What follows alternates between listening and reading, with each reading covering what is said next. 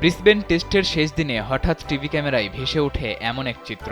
বিরাট কোহলির সাথে তার এই আলিঙ্গনের মুহূর্ত বলে দিচ্ছিল কিছু একটা হতে চলেছে। ভারতীয় গণমাধ্যমে ততক্ষণে ছড়িয়েছে খবর, ক্যারিয়ারের ইতি টানতে চলেছেন ভারতীয় তারকা রবিচন্দ্রন অশ্বিন।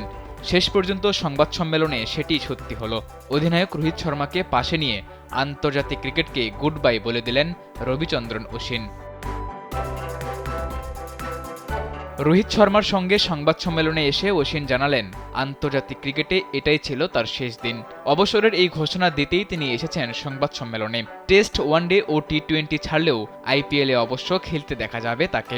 এ নিয়ে তিনি জানিয়েছেন, এখনও কিছুটা ক্রিকেট তার মধ্যে বাকি রয়েছে, যেটা তিনি ক্লাব স্তরের ক্রিকেটে দেখাতে চান। Double million offer Walton fridge কিনে পেতে পারেন 20 লক্ষ টাকা, রয়েছে কোটি কোটি টাকার নিশ্চিত উপহার। চেন্নাইয়ের রাস্তায় টেনিস বলে বোলিং শুরু করা অশ্বিন হয়ে উঠেছিলেন ভারতীয় স্পিন বোলিংয়ের এক স্তম্ভ।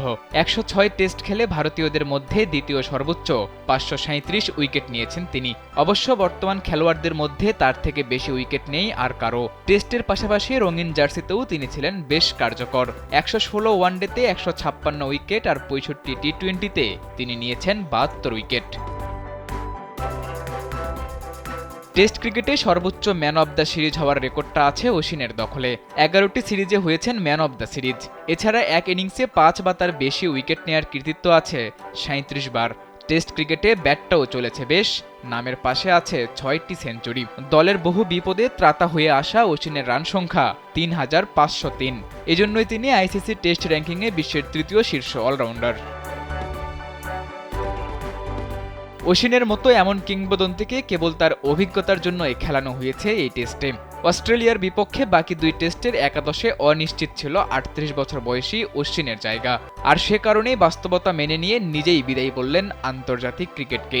বিদায় বেলায় ঠিকই পেয়েছেন সতীর্থদের guard of honour. Sadatur Rafi, Kalbela.